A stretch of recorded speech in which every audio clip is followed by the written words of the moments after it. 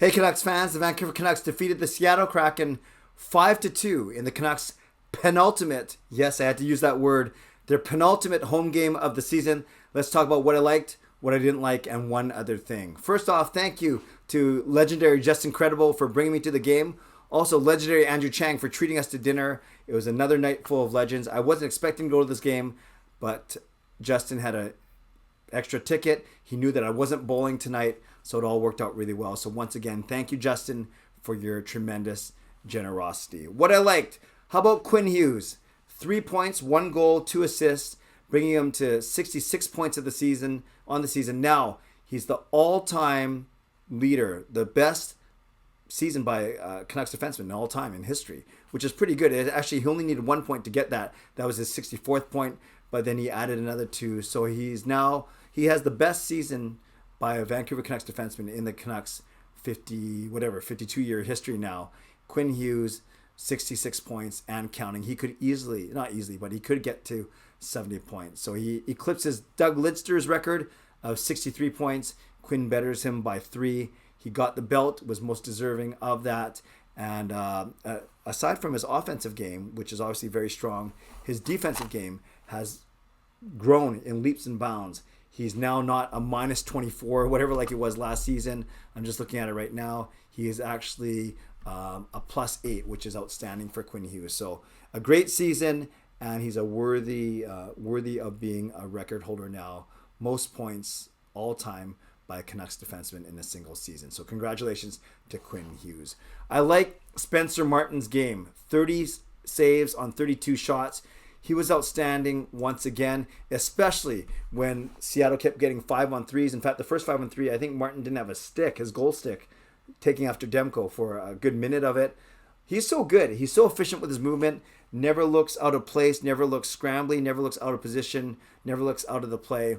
So I think we're going to have a really strong tandem in Demko and Martin next year. So what I like, Spencer Martin's game. So Quinn Hughes had 3 points. Also, Connor Garland had 3 points. All 3 of them assists. He also had a couple breakaways, so he could have had 4, even 5 points on the night, but it'll take us 3 assists. An outstanding night for Connor Garland. He's been really good the last third of the season for sure. So those are the 3 individual efforts. Ekman Larsson had 2 points as well. He had 2 assists.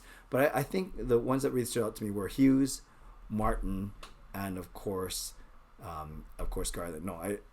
I should say Hughes, Martin, and Garland. Not of course Garland. It should be of course Hughes.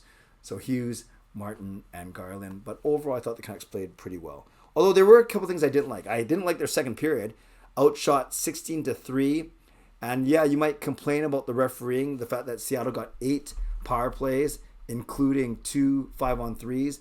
But Bruce Boudreau did not blame the referees after the game. He said those were penalties, whether it was undisciplined, like an unsportsmanlike to JT Miller, or a tripping, or a hooking, or interference. Boudreau said he didn't blame the refs. Now, it's easy not to blame the refs after you win a game 5-2. Who knows if they had lost. But to his credit, Boudreau did not blame the referees. So I didn't like the second period for sure. It's like the Canucks found out during the intermission or at the start of the second. Yeah, they found out during the intermission or at the start of the second period that indeed Vegas, as Dallas had got a point going to extra time with Vegas. So the Canucks were in essence eliminated from their slim playoff chances. So didn't like the second period.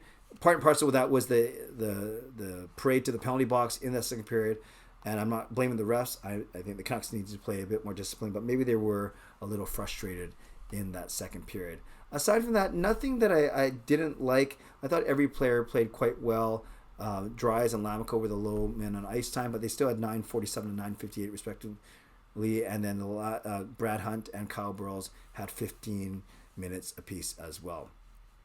I guess that one other thing I didn't like was the fact that Dermott didn't play and he got sick, so hopefully it's just a sickness. And the fact that Lockwood didn't play, it sounds like he's out with an upper body injury.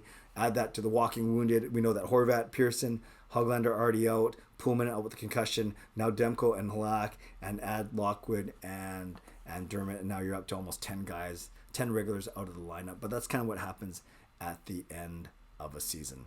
Oh, one thing I forgot to say that I like, flying skate jerseys. They look so good, as you can see. And the Canucks are 2-0 with them. wearing them, outscoring their opponents 12-3 while wearing them, beating Calgary 7-1, and now tonight Seattle 5-2. One other thing, you guys know where I'm going with this. The Canucks officially out of the playoff race now. They made it all the way to game number 80, or at least a third through game number 80. But with Dallas and Vegas going to extra time, especially with Dallas winning, they are now at 95 points with 2 games remaining. Canucks are at 89 points with 2 games remaining. Canucks can max out at 93. And although that's a decent season, not a great season, it's not enough to get into the playoffs this season. So that's what I liked. That's what I didn't like. And that's what one other thing. What I liked, Quinn Hughes, Spencer Martin, Connor Garland, flying skate. It sounds like the Canucks are going to wear them on Thursday, their final home game against the LA Kings. And I like the fact that I didn't have to pay for my ticket tonight, quite frankly. What I didn't like, the Canucks second period, didn't like all the injuries and illnesses. And I didn't like how many times we went shorthanded. And then one other thing, despite a valiant effort, the Canucks indeed are not making the playoffs this season. Boudreaux, though, what can you say? 31, 15, and 9, 16 games over 500. That extrapolate over a full season is 98 points. That gets you in the playoffs. But unfortunately, he came in the season 25 games too late, one would say. So Canucks fans, let me know what you liked, what you didn't like, and let me know one other thing. Let me know in the comments below. Did you watch this game? Were you bored out of your mind like we were? Justin and I were in our second period. But first and, of course, the third was a lot better. I guess the other thing that was interesting is all the goals were scored on one side of the arena. So I guess when you're watching on TV, all the goals were...